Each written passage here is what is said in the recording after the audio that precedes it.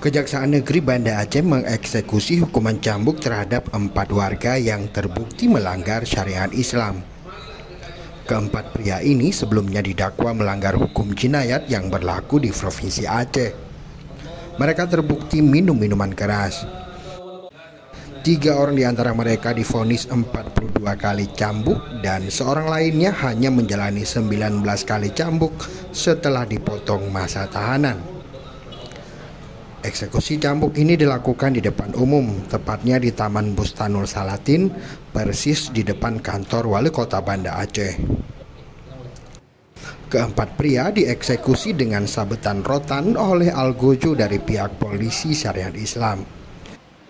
Sebelum eksekusi dilakukan, mereka sebelumnya diperiksa kesehatan oleh dokter. Setelah dinyatakan kondisi sehat, satu persatu dari mereka dihadirkan ke tengah sebuah ruang terbuka. Jaksa eksekutor dari Kejaksaan Negeri Banda Aceh memanggil satu persatu terpidana untuk dihadirkan ke tempat yang telah disediakan.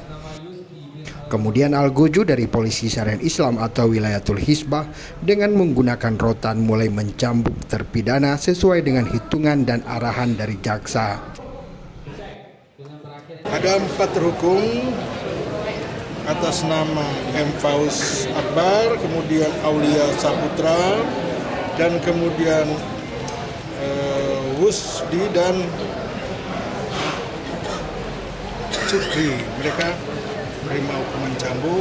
Tadi kita lihat, Bapak Ibu juga sudah lihat, acara penghukumannya sebanyak 42.